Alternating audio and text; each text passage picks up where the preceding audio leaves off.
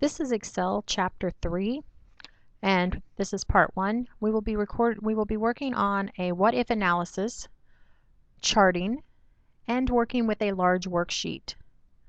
Some of the things that we will be doing is rotating the text within the cell, creating a series of month names, so you only have to type one month instead of all 12 months.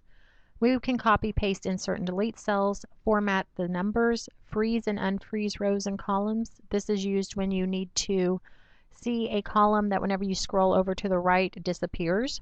We can show and format the system date, use an absolute and mixed cell reference in a formula, use the if function to perform the logical test. We will use a sparkle chart, the format painter button, a 3D pie chart on a separate chart sheet. We will rearrange the worksheet tabs, change the worksheet view, answer what-if questions, and use a goal seek to answer what-if questions. This shows you an example of the worksheet we're going to be creating here for the Modern Music Shops. We're using a 6-month financial projection, and we're going to be looking at the revenue and the expenses for an operating income for our company.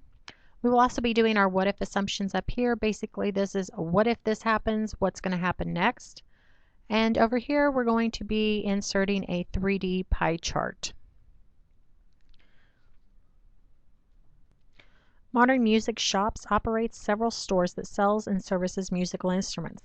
Each June and December, the Director of Finance and Accounting submits a plan to the management team to show the projected monthly sales revenue, cost of goods sold, gross margin, expenses, and operating income for the next 6 months.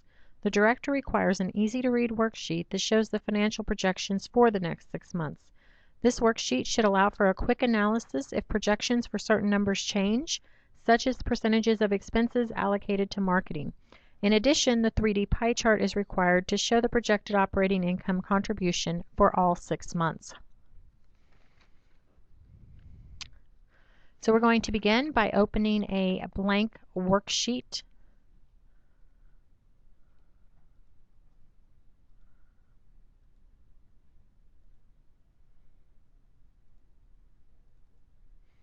This is where we're going to be starting. And to begin with, this time instead of putting our heading at the top, we're actually going to put our heading in cell A8. So go down to cell A8 and we're going to type Modern Music Shops.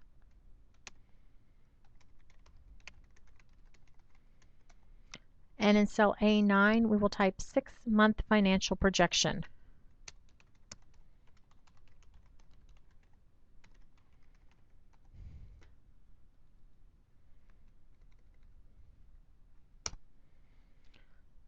Okay.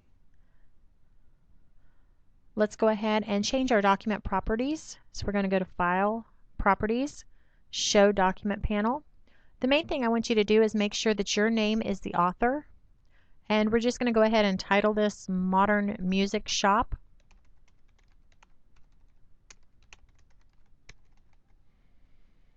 And for subject, let's just put EX3 for Excel Chapter 3. That's good enough.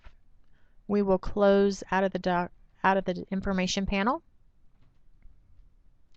And we're going to go ahead and save this. So File, Save As, save it wherever you normally are saving your things to so that you can find them later.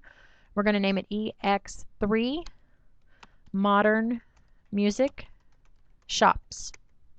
And put your name or your initials after it. Okay, we'll go ahead and continue typing.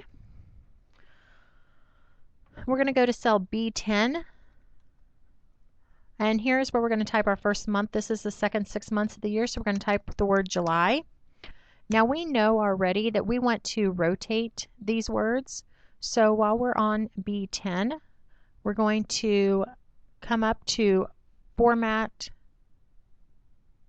Cells over here. Yours may look a little bit different than mine, but find Format Cells and then click on it, and you're going to come down again to Format Cells. When you do, you're going to open up this dialog box. We're going to go to the Alignment tab, and this time over here where it has degrees, you can either hit the up arrow or you can type in 45 degrees. and then press OK. That was a little quick, so I'll go back to that format cells. Here is where we wanted to say 45 degrees. Go ahead and press OK. You can see here the text is rotated. Be sure that you're not going down, because then you would have a negative 45 and your words are going to go this direction. So once we have July, we need to do the rest of the year, all the way through December. The easiest way to do that is to use your fill handle. We're going to bring our fill handle down here to the bottom of July. Remember, the fill handle is a black plus sign, and we're going to drag over until the little box at the bottom says December, which will take us through column G. Once you release it, you'll notice that it filled in all the way through December, and it also rotated our text for us. Now, if you did not want the text rotated, or you were only wanting to rotate the text and not actually copy the words, here under your autofill options are some different options you can choose. However, we're going to leave it with the fill series. Okay, next we're going to go over here to cell H10, and we're going to type the word total. You'll notice that it went ahead and rotated that for us.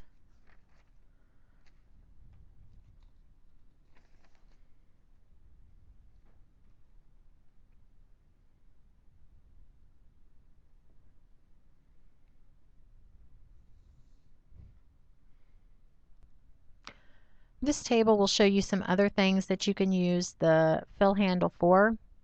For example, if you're using 4 o'clock, it would automatically add 5, 6, and 7 o'clock. If you typed quarter 2, it would go quarter 3, quarter 4. However you typed quarter out. If you're doing dates, if you did July 22nd and then September 22nd, it would automatically know that you were skipping every other month, and it would do that for you. Years, it will count out your years. Numbers counts out numbers. If you're counting by, 75, it would go ahead and do that for you. Monday abbreviated would continue. If you spelled out the dates and were skipping some days of the week, it would continue. Sections you can add to it. It also works with negative numbers. So those are just some examples of things that you can use the autofill for. Okay, back to our worksheet. In cell F10, after the word total, we're going to go ahead and type the word chart. And again, it's going to rotate that for us. Okay, we want to increase the column widths because we have a big wide column here of words we're going to be typing. So we're just going to go ahead and increase the column width of column A. So put your mouse pointer between the A and the B at the top, and you're going to drag over until you see 36 on that little box above it. And if you don't get it exactly, that's okay. 36.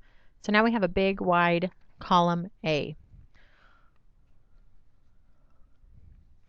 While we are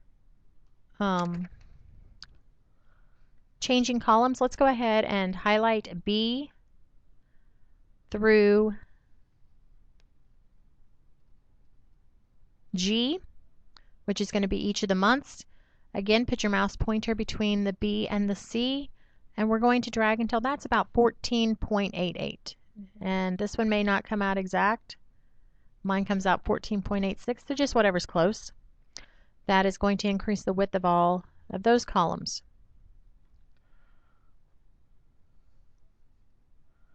Okay, now we're ready to enter our row titles over here on the side.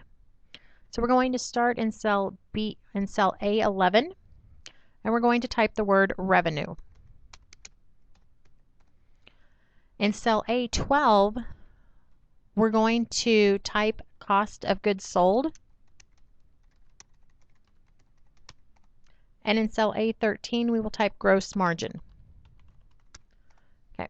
If you've ever done anything in accounting, you will know that this is basically a heading, and then this is a subtitle, and then this is where our total goes. So this one here is usually indented. The way that you indent it is not by pressing tab, because if you press tab, you're just going to go to the next cell. So what you're going to do is be clicked in the cell that you want to increase the indent in. Come up here to the top in the alignment section, and you are going to press increase indent. You'll notice that increases that indent. Okay. We're going to skip cell A14, go to A15. We're going to type expenses.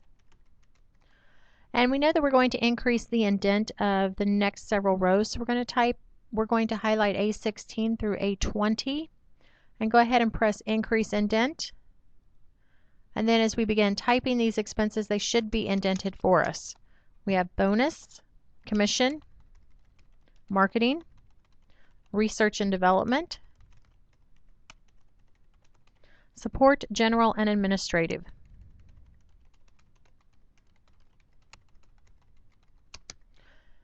If you need more time to type those, just simply hit pause. In cell A21, we are going to type total expenses. Now sometimes whenever you've been doing this indent, Excel thinks that it's really smart and assumes that you want to increase this line also. We don't.